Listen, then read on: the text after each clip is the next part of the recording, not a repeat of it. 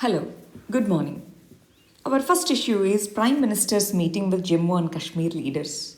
Yesterday, our Prime Minister has spoken with 14 leaders of Jammu and Kashmir. They have demanded for restoration of statehood to the Jammu and Kashmir, early assembly elections, delimitations on merit, and constitutional mechanisms to protect the rights of the residents. Earlier, we had Article 35A which protected the residents' rights over jobs and land. They want such mechanism now and protection of natural resources. And then some parties have also discussed about special provisions under Article 370. They want to restore Article 370 also. Few other political parties have requested for release of political prisoners. But overall, this is seen as first step towards the political engagement.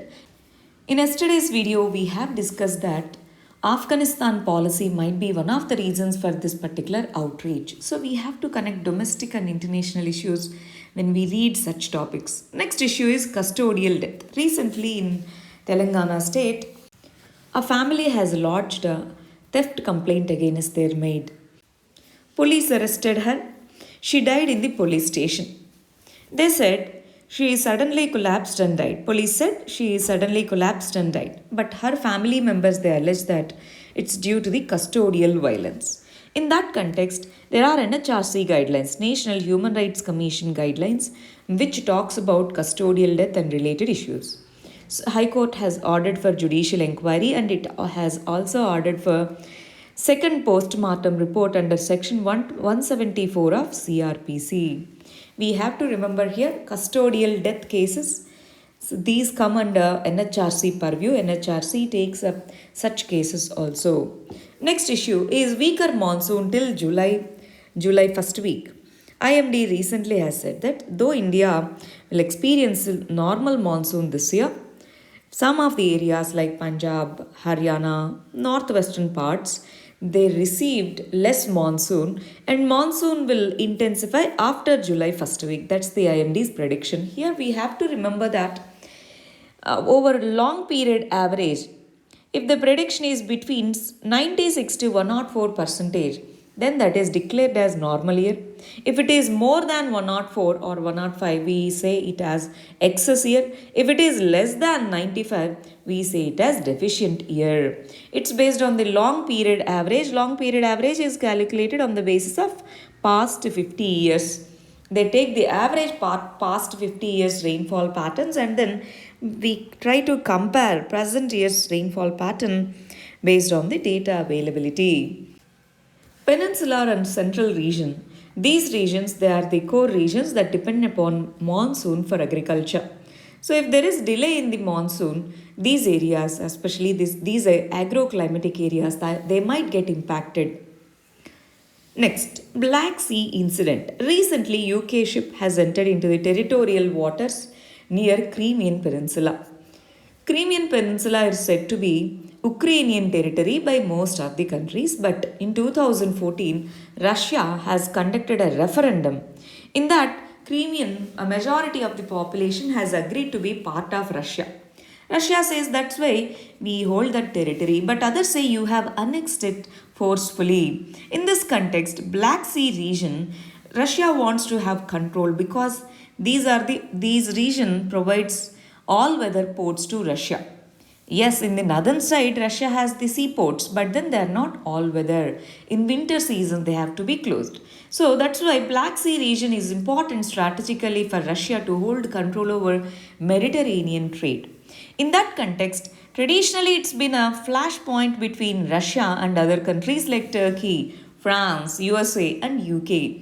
After the recent incident, Russia has criticized UK and other countries of provocation, willful provocation. Next issue is RBI's policy on dividend distribution with regard to NBFCs, non-banking financial companies. What do we mean by dividend? Dividend is earning of the shareholder based on the profits received in that particular year. Based on the percentage of share, profit amount is shared among the shareholders. Recently, RBI's policy has clarified. It mentioned that transparency is needed. In that context, it said that Investment firms, for them, payouts will be paid out from the NBFCs. In that, 60% for the standalone and primary dealers and 50% for other NBFCs. That's how RBI has formulated the guidelines. This will promote the transparency. Next, let us understand the editorials. Third wave and surge in number of cases. We have to learn from second wave. After the first wave, after the unlock of after the first wave, we neglected in general government plus people also neglected of the next coming waves. That's why in the second wave, the impact is more than in the first wave. So, in that context, we have to learn from our mistakes from the second wave. As of now, we have to be prepared for the third wave. Cautious adoption of unlocking policy, constant surveillance, quick administration of vaccines. These should be the way forward for us to address the surge in cases in the third wave. Next issue, rural economy and its role in the economic revival. Second wave has hit harder in the rural areas. First wave hit harder in the cities and urban areas because of sudden lockdowns and all. But in the second wave, as the infection spread to the rural areas became more vulnerable. Economic growth eroded. Our economic survey, budget, they all have predicted V-shaped economic recovery. But second wave has reduced these predictions, but now we have a hope. We have good monsoon. Agricultural GVA, gross value addition, is expected to rise. In this context, there are job losses, there are income losses in the rural areas. Inflation problem is there. These need to be addressed. Rural development needs to be given priority, especially agriculture sector needs further support because it is going to be backbone for this year for the economic revival.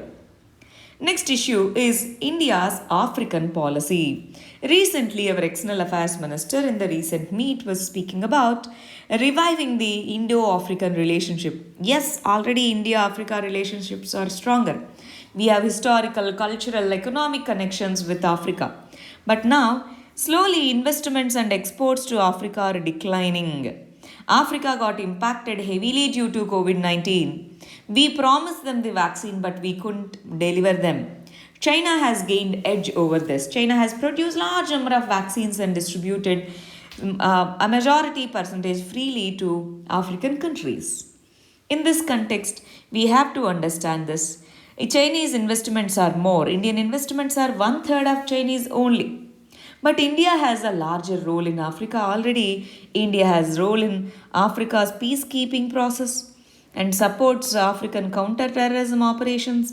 It contributes African institutions through training and capacity building, and we provide aid for economic development. In this context, in the next coming years, we have to cooperate more in health, space and digital technologies. This should be our way forward. Already we are cooperating in UNSC, United Nations Security Council. Recently, South Africa and India has jointly proposed for TRIPS waiver. Yes, there are many cooperative measures between India and Africa which needs to be further enhanced. That's the way forward. Next issue is prisoners' rights. Prisoners' rights. Recently, there are many reports talking about COVID and its impact over prisoners. In this context, overcrowding of Indian prisoners, large number of under trials without the facility of bails, these violate the Article 21 of the prisoner. In many of the Supreme Court judgments, Supreme Court has reiterated that once if a person is confined, put in the jail, his right to life and liberty is not to be violated. Reformation is the objective. That's why Supreme Court in many instances has insisted upon releasing the under trials on bail conditions. Thank you very much. All the very best.